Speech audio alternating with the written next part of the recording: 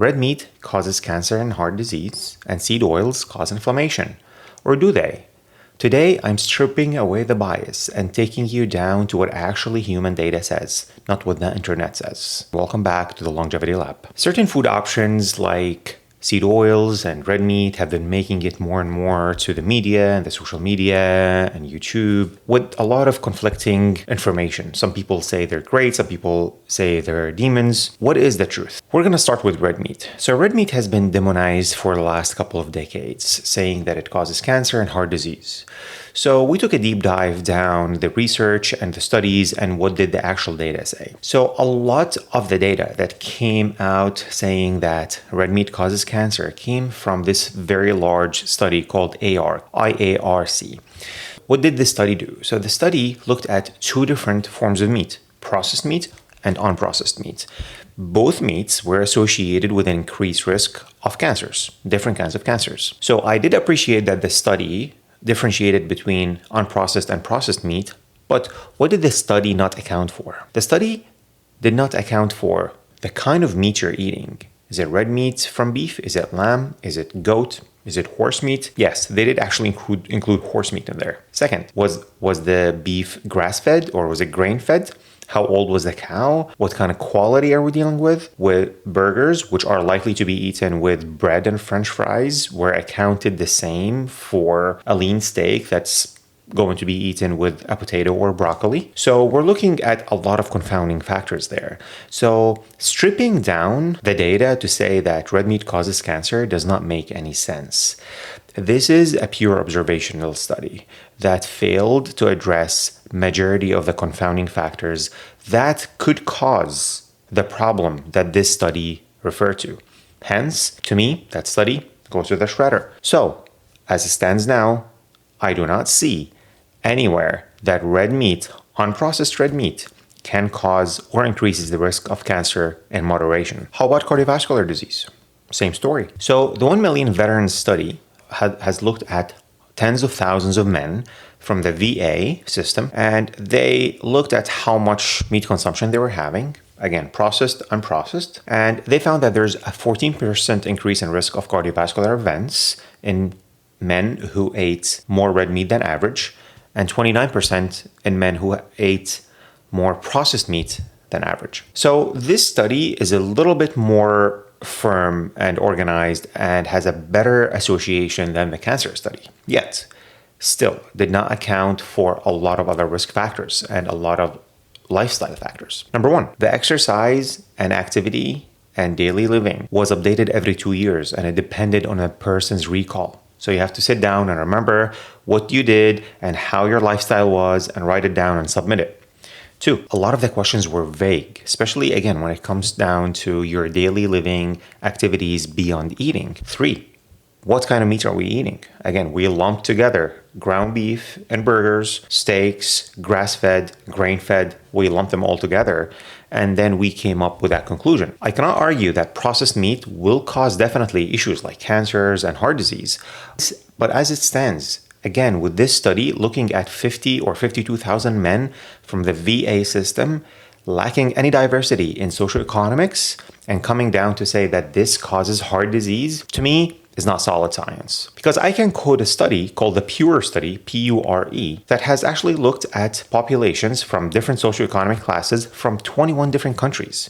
And that actually did not show any evidence of increased cardiovascular disease or risk factors when it comes down to red meat consumption. So yes, there are a lot of confounding factors there, but we cannot come down to the conclusions that red meat intake can cause cancers or cardiovascular disease just by increasing the red meat intake without adjusting anything else associated with it. Remember that a person who eats a lot of red meat could potentially be eating a lot more French fries, a lot more bread, probably drinking a lot more red wine. So his risks would increase because of the other things he's doing or she's doing rather than the red meat itself. So I'm sure the question is going to come up as, okay, how about these carnivore diets, as I want to call them, on social media, coming out and said, oh my God, I adopted the carnivore diet. I'm eating only red meat and fruits and I feel great.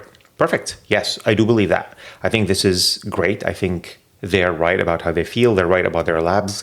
I'm sure that their labs look better, their lipids look better. But what we don't know is what did they do before that?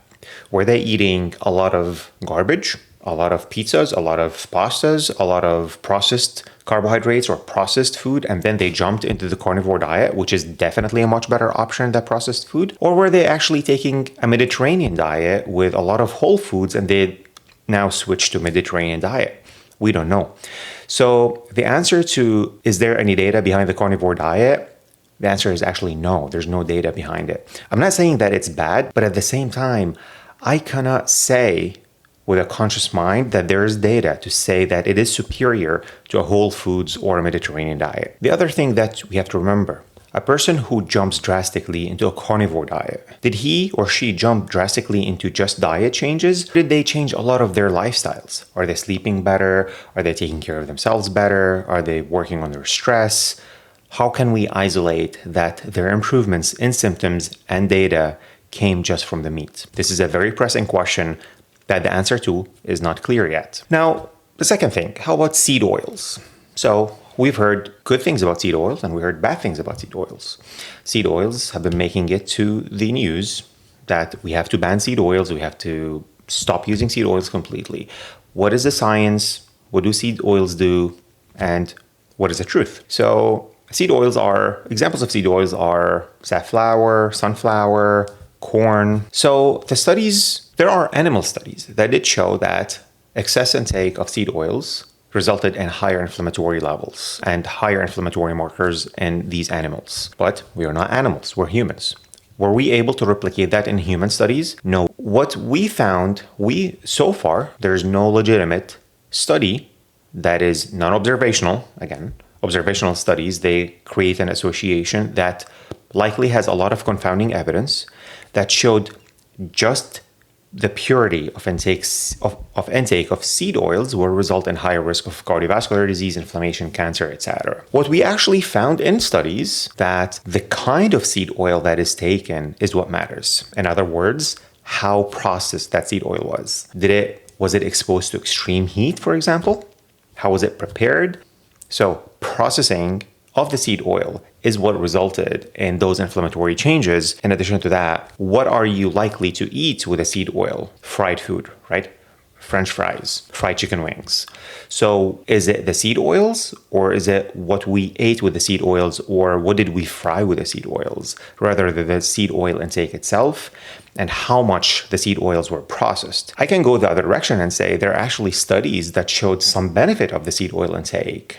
Now, again, there are some confounding factors there in these studies and these evidence pieces, but I also cannot for sure come and say that just purely the intake of seed oils will cause issues based on the available human data. Now, how about the theory of we have to keep the omega-6s and the omega-3s in a good ratio? So the omega-6s are a kind of fats that are prevalent in seed oils, and omega-3s are present in things like nuts and seafood. So in theory, omega-3s and omega-6s, they compete over one enzyme. They compete over certain enzymes that would result in breaking down of the omega-6s into some inflammatory particles and anti-inflammatory particles.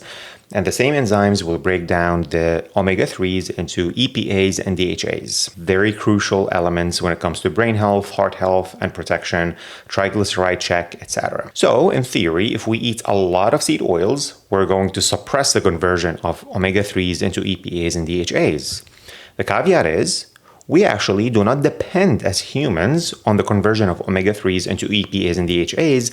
We mainly depend on dietary intake to obtain these very healthy particles. So again, this is a theory that did not translate into reality. So in summary, red meats and seed oils, they're not good or bad. You have to look at things in context.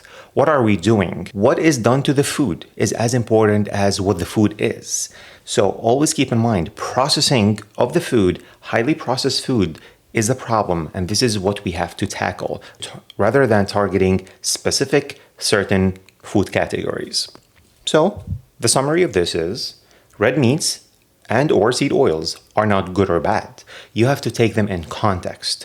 What is done to the food is as important as the food choice itself. So if you prioritize whole foods and avoid processed foods as much as possible, you're very unlikely to go wrong. If you like my longevity advice and you would like to hear more, like, subscribe, and share. and we'll see you next time.